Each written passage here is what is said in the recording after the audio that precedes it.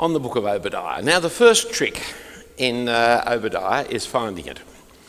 It's page 933 in our cathedral Bibles, and 934, the shortest book in the Old Testament. And it's the book where you never have to give a chapter number, just a verse number will do, although it's a little disorienting when you just say which verse. Okay, having found Obadiah, the next trick is that of judging by sight. For we tend to judge the present victory by sight. Whose soldiers occupy the streets? Whose flag is flying from the government house or from Parliament House? Whose language is being spoken as the official language? That's the problem of victory. That's the sign of victory. After the Second World War, if Japanese had been spoken on George Street or German had been spoken here, well, you know who would have won. But in fact, English is more common in Japan than Japan is in Australia, and English is more common in Germany, and English has conquered the world because after the Second World War, the Allies conquered the world. So who won the war? Well, it can be seen. It's obvious by all kinds of signs, and that is the sign that you see of power and of wealth and of wisdom, which tend to tell us who the winners in life are and who the losers in life are. Who are the people we admire, envy and wish to emulate, and who are the people we pity or we try to avoid? The size of their buildings, the size of their cars, their boats, their jewellery. There was a phrase that came out, I don't know when it was, in the 70s or 80s, calling people the heavies. It's a good word because it actually goes back to a Hebrew concept too. The word glory, kavod, meant heavy, because people of great glory, great power, great magnificence tend to be, well, like Americans, overweight, and tend to be people who wear big jewellery and flunky, and there is a sense of which they are the heavy. They drive the big cars, and they have big houses, and they have big boats, and they have... Now, of course, we are never so shallow or superficial as to judge this way, but conspicuous consumption is the way the world judges, and that has got to do with sight. A successful organisation has large buildings, great promotional advertising with beautiful young people actively involved and famous people advocating their cause. It's the sales method of the mosque, of the university, of the government, of the Mormons, of the Scientologists. It's the naming rights of the city buildings around about us. And some churches have also fallen prey to it as well, very sadly. Jerusalem was defeated by Babylon in the 6th century BC. Babylon was the great, wealthy, powerful city, one of the wonders of the ancient world, with the hanging gardens of Babylon. Jerusalem was defeated, destroyed, plundered, razed to the ground. It's a funny use of the word razed, isn't it? I always think razed means you could get up, but it's a different word. Razed to the ground. There was nothing left. It was in ruins. And in this defeat, Babylon had many friends. Judah and Jerusalem had no friends. And one of Babylon's friends was the small state of Edom. For Edom joined in the conquest of Jerusalem. Look to me to verse 11. On the day that you stood aloof, on the day that strangers carried off his wealth and foreigners entered his gates and cast lots for Jerusalem, you were like one of them. But the vision of Obadiah is not about human sight. He has a vision. In fact, that's how the whole thing starts. Verse 1, the vision of Obadiah. But it's quite different to the vision that humans see. For Obadiah's vision is the vision of God. And Obadiah sees Edom and its sin and its judgment. And so pick up the second half of verse 1. Thus says the Lord God concerning Edom. We have heard a report from the Lord, and a messenger has been sent among the nations. Rise up, let us rise against her for battle.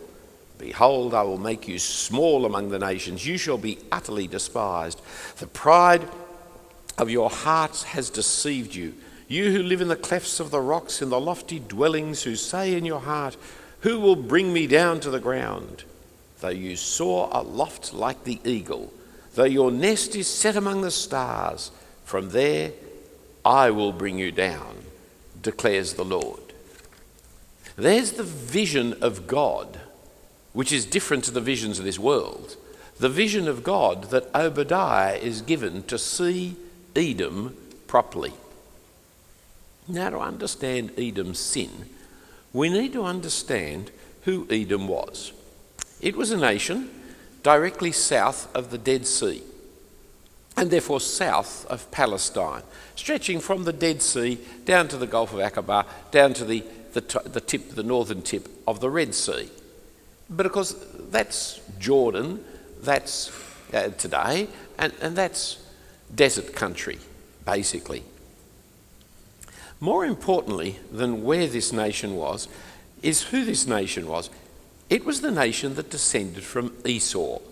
So you see Esau referred to in verse 6, how Esau has been pillaged, his treasures sought out, or down in verse 8. Will I not say on that day, declares the Lord, destroy the wise men out of Edom and understanding men out of Mount Esau. Remember, in Hebrew, they frequently use parallels. So you say the one thing two different ways, but it's the same thing you're saying. To destroy the wise men out of Edom is to destroy understanding out of Mount Esau, because Edom is Esau.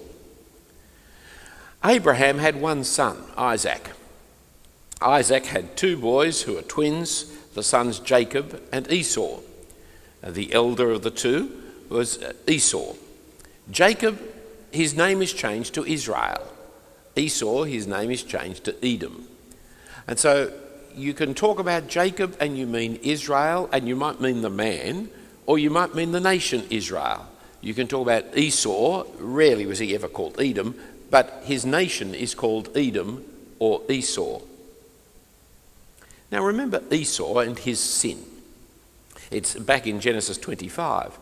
It was to sell his birthright to his brother Jacob for a bowl of soup. I understand the Hebrew actually is referring to lentil soup, which, as one who doesn't really enjoy lentil soup, I think was a pretty poor show.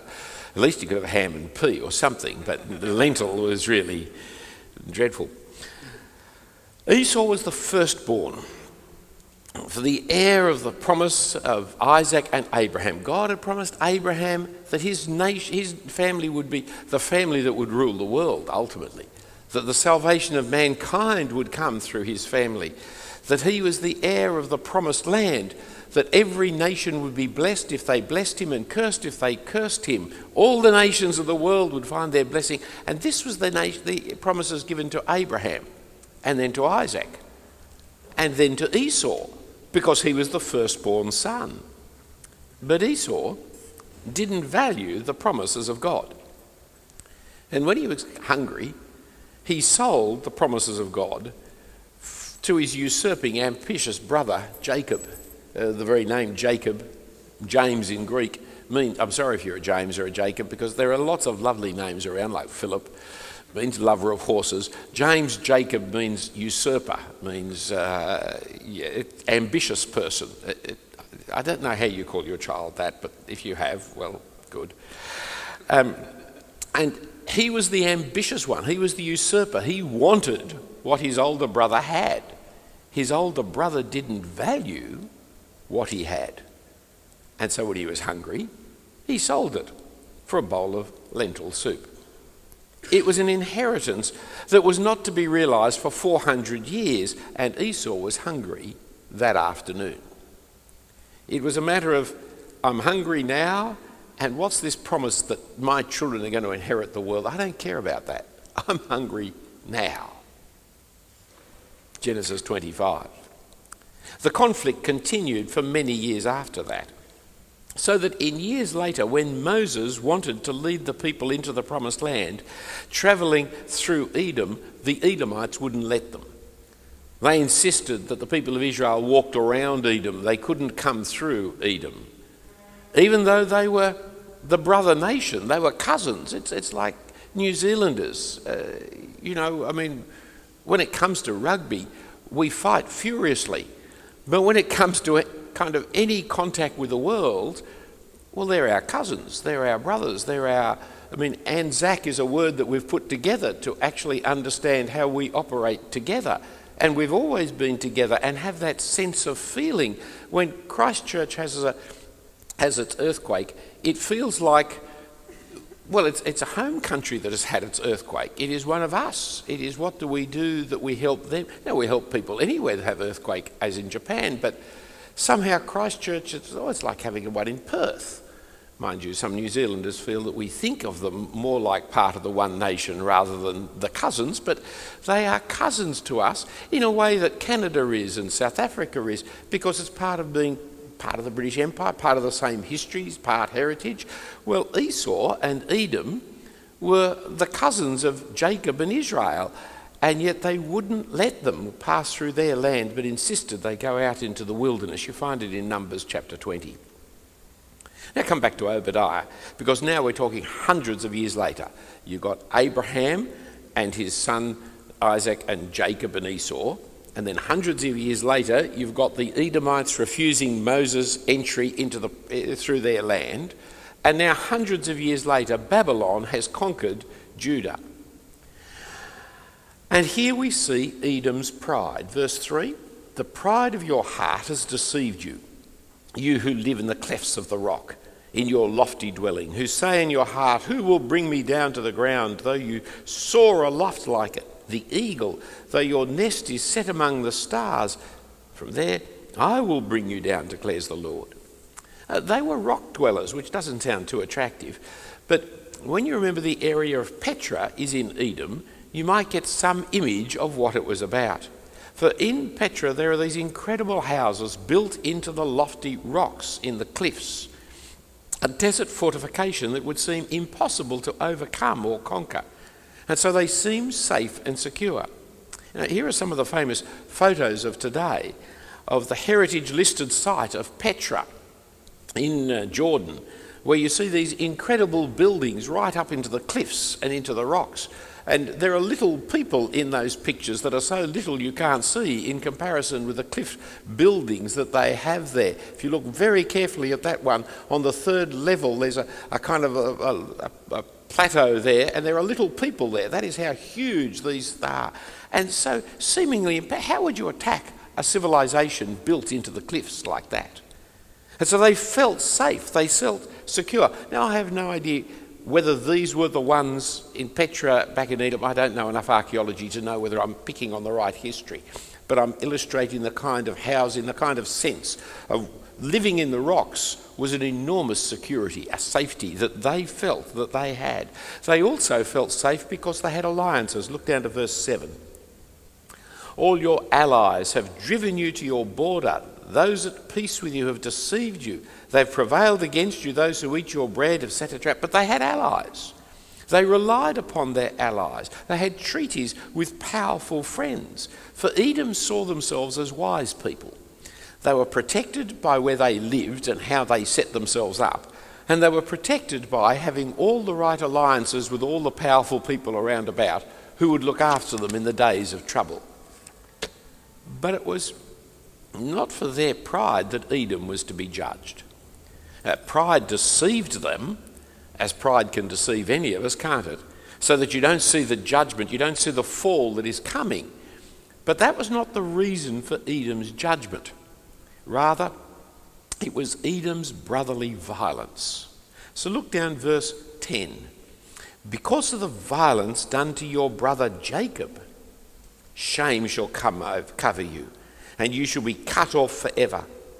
On the day that you stood aloof, on the day that strangers carried off his, that is Jacob's wealth, and foreigners entered his gates and cast lots for Jerusalem, you were like one of them over the page. But do not gloat over the day of your brother, in the day of his misfortune.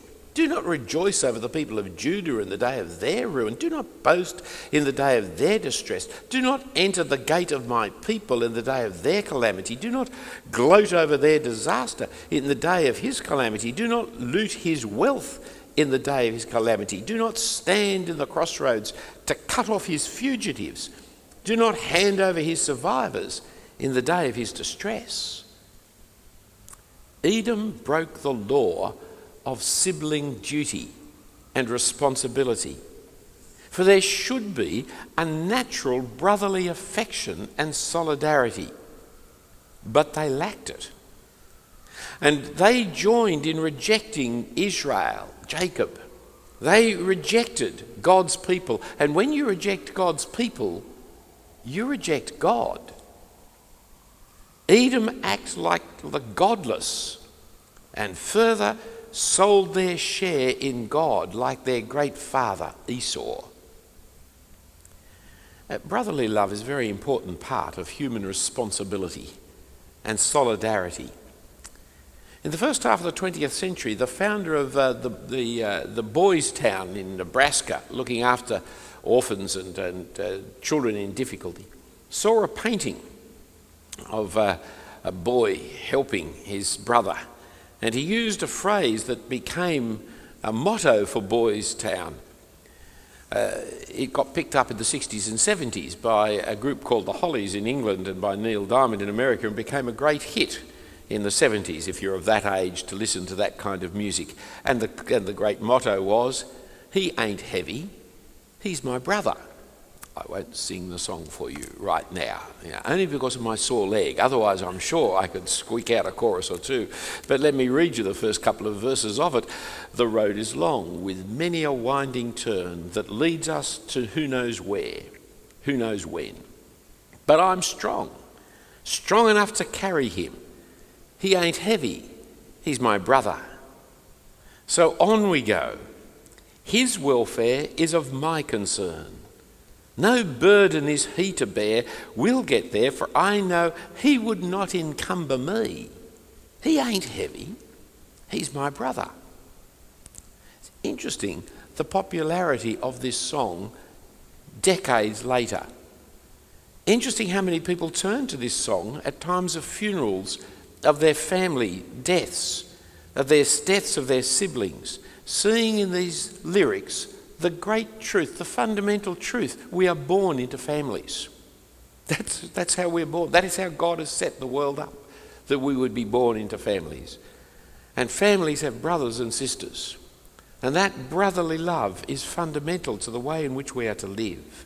And this is the great crime of Edom. Theirs was not brotherly love, but the sibling rivalry and hatred of Esau and Jacob, of Cain and Abel. So Edom's judgment is pronounced by Obadiah. It didn't look like it at the time, except to Obadiah the prophet, whose vision was not like the world's vision, but whose vision was the vision of God. When the judgment comes, there'll be nothing left of Edom. Thieves usually leave something out of which we can rebuild our shattered lives, but not so Edom. All was to be stolen. We had one house we lived in some time ago which really had the back fence led to a paddock and the rest of it, and we got broken into many times and all kinds of things were taken. And indeed, the electronics of our household was regularly improved by the insurance companies as we updated and upgraded all the time. They did us a little kindness by the way in which they kept ripping off things, but they never took everything. We never came home to an empty house. It was always just the latest TV set or whatever it might be that the insurance company had just bought from us the last time that our friends had visited us. And so, but when Edom goes down, it's going down. Nothing will be left to Edom. And so verse 5, you see, if thieves came to you, if plunderers came by night, how often you have been destroyed? Would they not steal only enough for themselves? If grape gatherers come to you, would they not leave gleanings? How Esau has been pillaged, his treasures sought out. Disaster, ransacking, pillaged, everything will go.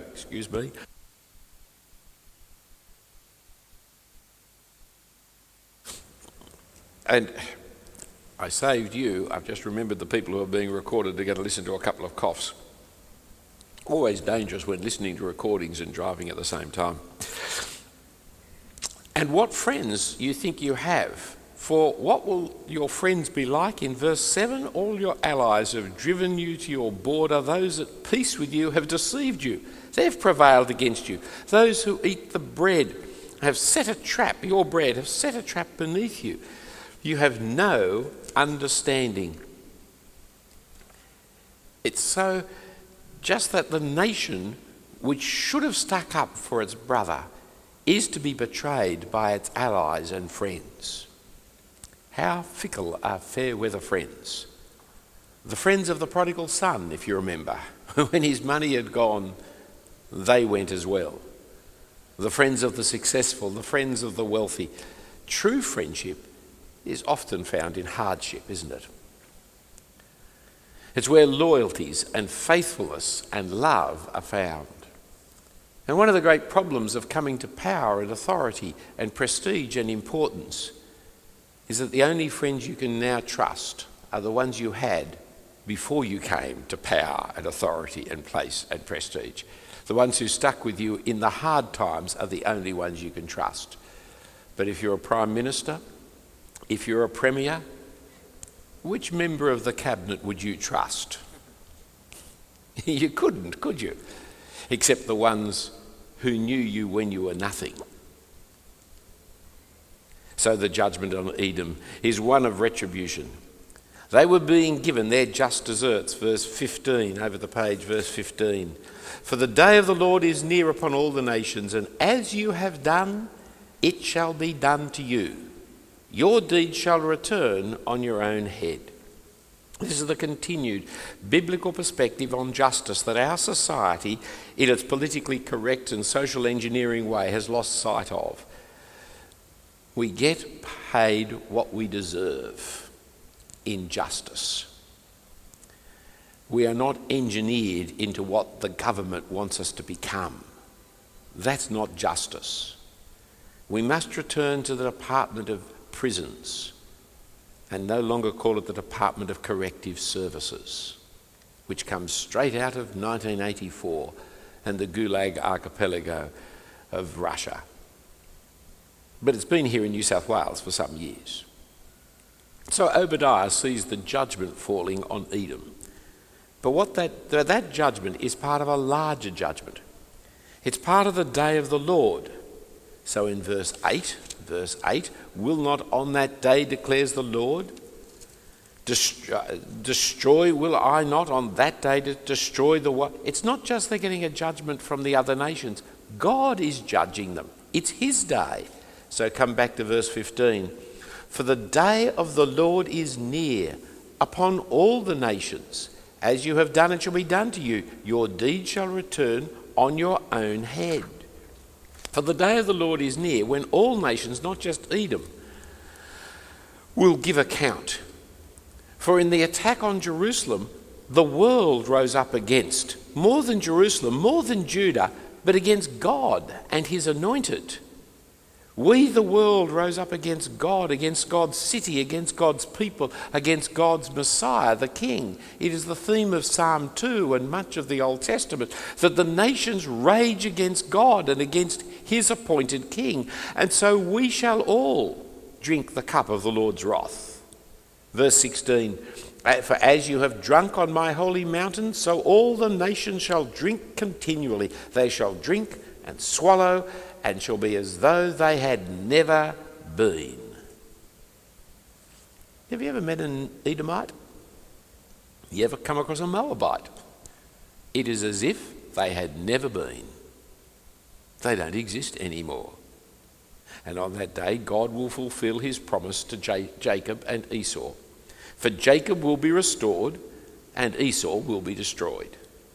Jacob and the city of God, built on Mount Zion, will be rescued. Verse 17. But Mount Zion there shall be those who escape, and it shall be holy, and the house of Jacob shall possess their own possession. And out of this new restored Zion will come the judgment fires on Esau. Verse 18. The house of Jacob shall be a fire, and the house of Joseph a fame, and the house of Esau stubble. They shall be burnt them and consume them, and there shall be no survivor for the house of Esau, for the Lord has spoken. There will be no survivors, there will be no Edomites. Edom will be burnt to a stubble, and the people of the desert will occupy Edom. Verses 19 and 20 has details we're not so sure of, but the people of God are going to regain the promised land. And the Philistines in the west, and Zarephath in the north, and Gilead in the east, and Negev in the south, the limits of the promised land are set out for us here, and the change, and it's true, friends. These nations don't exist, and one of the oddities of life is that the Jews do. That's one of the oddities of life, isn't it? That this little nation that was destroyed repeatedly, wiped off the face of the earth by the Babylonians, actually is still here in the 21st century. Whereas these nations that succeeded, the great city of Babylon, it's not really there now. It's razed to the ground. And the Edomites and the Moabites, and they've gone. The day of the Lord will come, and will bring the kingdom of God for deliverance for the people, and the judgment of their enemies establishes God's rule on earth. So verse 21, it finishes positively. Saviours shall go up to Mount Zion to rule Mount Esau, and the kingdom shall be the Lord's. When Jesus came, he declared the kingdom now. The time was fulfilled. The long-delayed, waiting kingdom had come. Reading books like Obadiah, Jesus' contemporaries were looking for retribution on the nations. They had not learnt to see, as Obadiah saw, a spiritual kingdom. For the Jews of Jesus' days were following not Jacob, but Esau. They wanted the destruction of these nations. And so they rejected the true Israel, Jesus, the Messiah, and in rejecting the true Israel, they rejected God. They were like their uncle Esau, the man who for a single meal, for the sight of that single meal, sold his inheritance rights as the older son. They wanted to continue to live in Palestine under Roman control rather than have the Lord's Messiah. Esau, he lived and died by his appetites and his immediate vision. He didn't value the promises of God for the future. He could only think of the now, the present, the immediate. He didn't value a meal that he could not taste with his mouth. He is the great example of the godless man who despises the inheritance that God promises. And we too, as a nation, as a people, and as individuals can do the same thing, can't we? For the car, the job, the overseas trip, the marriage, the promotion, the mortgage, the security, they're all our bowls of lentil soup, aren't they? The things that people will give up their inheritance for, the advancement. Our society has denied its inheritance for wealth, for individual freedom. Even though we now have loneliness and unhappiness and unhealthy lifestyle and obesity, our society keeps on giving up the great heritage of its Christian foundations. But it's always for the mighty dollar. That's what they're giving it up for. For the good life now, we will set aside the principles upon which our whole society was built. And why will we side with God's enemies in attacking God's people? The enemies are powerful, rich, wealthy winners, offering fame and quick money and fast lifestyle and parties and promotion. They offer you the kingdom of God in this world now, but it's not the kingdom of God, of course. Look at the contrast of Jesus, who for the joy set before him endured the cross, scorned the shame, as God calls us in Hebrews 12 to be the same, looking to Jesus, the founder and perfecter of our faith, who for the joy that was set before him endured the cross, despising the shame, and is seated at the right hand of the throne of God. And in that same chapter, Hebrews 12, the contrast is made with Esau. For Jesus is the man of faith, who being assured of the things he hoped for, being convinced of the things not seen, sided with defeated Jerusalem. It looked stupid at the time of the Babylonian captivity. it often looks stupid to side with God and his people in their defeat. It never looked more stupid than on the day of the crucifixion, when Jesus, the Messiah, hung on the cross. But the God of Jerusalem is the God of the resurrection. He has promised, and his inheritance will not be lost, and it must never be devalued by those to whom it has been given. Hold on, my friends. Look to Jesus, the founder and perfecter of our faith.